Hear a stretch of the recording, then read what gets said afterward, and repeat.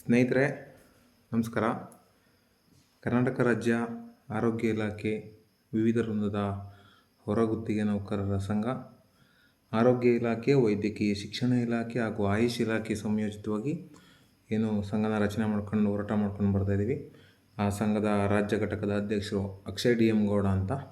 ಇವತ್ತು ಪ್ರಮುಖವಾಗಿ ತುರ್ತಾಗಿ ವಿಡಿಯೋ ಮಾಡಲಿಕ್ಕೆ ಕಾರಣ ಏನಪ್ಪ ಅಂತ ಅಂದರೆ, ಈಗಾಗಲೇ ತಮ್ಮೆಲ್ಲರಿಗೂ ತಿಳಿದಿರುವಂತೆ ಎರಡು ಪ್ರಮುಖ ವಿಚಾರಗಳ ಬಗ್ಗೆ ಇವತ್ತು ಮಾತಾಡಲಿಕ್ಕೆ, ಒಂದು ಕನಿಷ್ಠ ವೇತನ ಹಾಗೂ ಏನು ನಮ್ಮ ಮೂರು ಇಲಾಖೆಯಲ್ಲಿ, ಅದರಲ್ಲಿ ಪ್ರಮುಖವಾಗಿ ಆರೋಗ್ಯ ಇಲಾಖೆಯಲ್ಲಿ 800 ಗುತ್ತಿಗೆ ಆಧಾರದ ಮೇಲೆ 400 ಫಾರ್ಮಸಿಸ್ಟ್ರು, 400 ಲ್ಯಾಬ್ ಟೆಕ್ನಿಷಿಯನ್ ಹುದ್ದೆಗಳಿಗೆ ಏನು ನೇರ ಸಂದರ್ಶನದ ಮುಖಾಂತರ ಅರ್ಜಿನ ಆಹ್ವಾನ ಮಾಡಿದ್ದಾರೆ.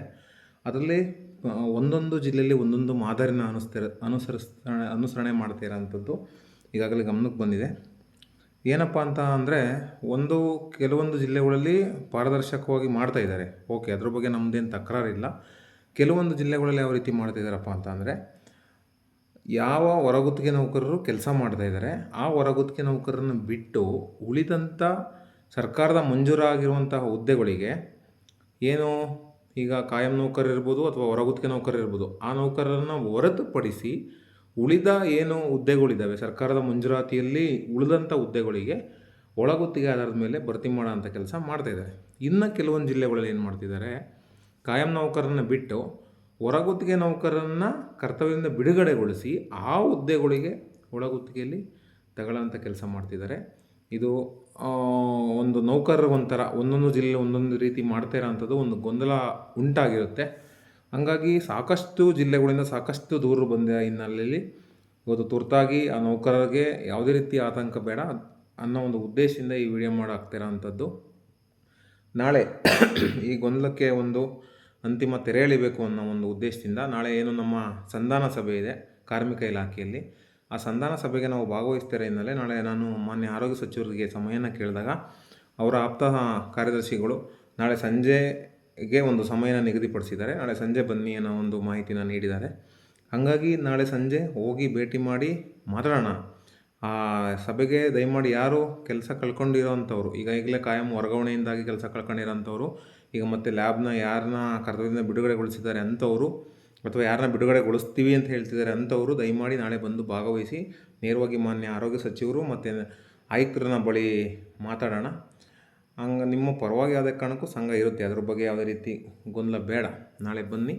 ಮತ್ತು ಇನ್ನೊಂದು ಪ್ರಮುಖವಾಗಿ ವಿಚಾರ, ಕನಿಷ್ಠ ವೇತನವನ್ನು ಮಾಡಿಸ್ಕೊಡ್ತೀವಿ ಅಂದ್ಬಿಟ್ಟು ಕೆಲವೊಬ್ಬರು ಬ್ರೋಕರ್, ಅಂದರೆ ಏನು ಮಧ್ಯವರ್ತಿಗಳು ಅಂತ ಕರಿತೀವಿ, ಆ ಮಧ್ಯವರ್ತಿಗಳು ಏನು ಮಾಡ್ತಿದ್ದಾರಪ್ಪ ಅಂತಂದರೆ 1,000 ಇಸ್ಕೊಳ್ಳೋ ಅಂಥದ್ದು, 2,000 ಇಸ್ಕೊಳ್ಳೋ ಅಂಥದ್ದು, ಕೆಲವು ನೋಂದಣಿ ಆಗದಿರೋ ಸಂಘಗಳು. ಏಕೆಂದರೆ ನೀವು ಪ್ರಮುಖವಾಗಿ ನೋಡಬೇಕಾಗಿರೋದು ಸಂಘ ನೋಂದಣಿ ಆಗಿದೆಯಾ, ಅದರಲ್ಲೂ ಯಾವ ಇದರಲ್ಲಿ ನೋಂದಣಿ ಆಗಿದೆ, ಲೇಬರ್ ಕಾಯ್ದೆ ಪ್ರಕಾರ ನೋಂದಣಿ ಆಗಿದೆಯಾ, ಇವರು ನಮಗೆ ನ್ಯಾಯ ಕೊಡಿಸ್ಬಲ್ಲರ ಅನ್ನೋದನ್ನ ನೀವು ನೋಡಬೇಕಾಗತ್ತೆ. ದಯಮಾಡಿ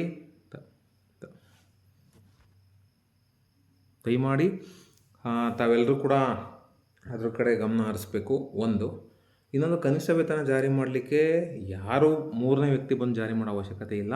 ಹಲವಾರು ಸಂಘಟನೆಗಳ ಹಲವಾರು ವರ್ಷಗಳ ಹೋರಾಟದ ಫಲವಾಗಿ ಈಗಾಗಲೇ ಕನಿಷ್ಠ ವೇತನ ಜಾರಿ ಆಗಿದೆ. ಅದು ಸ್ವಲ್ಪ ದಿನಗಳು, ಯಾಕಂದರೆ ಪ್ರಾರಂಭಿಕ ಅಂತ ಆಗಿರೋದ್ರಿಂದ ಕೆಲವೊಂದು ಸಣ್ಣ ಪುಟ್ಟ ಲೋಪದೋಷಗಳಾಗೋಂಥದ್ದು ಸಹಜ. ಅದು ಕನಿಷ್ಠ ವೇತನ ಜಾರಿಯಾಗೋದು ಕೂಡ ವಿಳಂಬ ಆಗ್ತಾ ಇರ್ಬೋದು, ಇಲ್ಲ ಅಂತ ನಾನು ಹೇಳಲ್ಲ. ಕೆಲವೊಂದು ಜಿಲ್ಲೆಗಳಲ್ಲಿ ಕೆಲವೊಂದು ಇಲಾಖೆಗಳಲ್ಲಿ ಈಗಾಗಲೇ ಇದು ಮಾಡಿದ್ದಾರೆ. ಬಟ್ ನಮ್ಮ ಮೂರು ಇಲಾಖೆ, ನಮ್ಮ ಸಂಘದ ವ್ಯಾಪ್ತಿಗೆ ಒಳಪಡುವಂತಹ 3 ಇಲಾಖೆಗಳಿಗೆ ಈಗಾಗಲೇ ಇಲಾಖೆ ಮುಖ್ಯಸ್ಥರಿಗೆ ನಮ್ಮ ಸಂಘದ ವತಿಯಿಂದ ಮನವಿನ ಕೊಡಲಾಗಿದೆ. ಜಿಲ್ಲಾ ಹಂತದಲ್ಲೂ ಕೂಡ ಕೊಡಲಾಗಿದೆ, ರಾಜ್ಯ ಹಂತದಲ್ಲೂ ಕೂಡ ಕೊಡಲಾಗಿದೆ. ಹಾಗಾಗಿ ಅದು ಸ್ವಲ್ಪ ವಿಳಂಬ ಆದರೂ ಕೂಡ ಈಗಾಗಲೇ ಪ್ರಾರಂಭ ಆಗಿದೆ. ಆದರೂ ಕೂಡ ಇನ್ನೂ ಉಳಿದಂಥವು ಕೂಡ ಪ್ರಾರಂಭ ಆಗುತ್ತೆ. ಹಾಗಾಗಿ ಯಾವುದೇ ಸುಳ್ಳು ಸುದ್ದಿಗಳಿಗೆ, ಗೊಂದಲಕ್ಕೆ ಕಿವಿ ಕೊಡದೆ ತಾವೆಲ್ಲರೂ ಧೈರ್ಯದಿಂದ ಇರಿ. ನಿಮ್ಮ ಪರವಾಗಿ ನಮ್ಮ ಸಂಘಟನೆ ಯಾವಾಗಲೂ ಇರುತ್ತೆ. ದಯಮಾಡಿ ಯಾರು ಗೊಂದಲಕ್ಕೆ ಒಳಗಾಗಬಾರ್ದು ಅಂತ ನಾನು ಈ ಮೂಲಕ ಮನವಿ ಮಾಡ್ತೀನಿ. ಎಲ್ರಿಗೂ ಧನ್ಯವಾದಗಳು. ಎಲ್ರಿಗೂ ಶುಭರಾತ್ರಿ.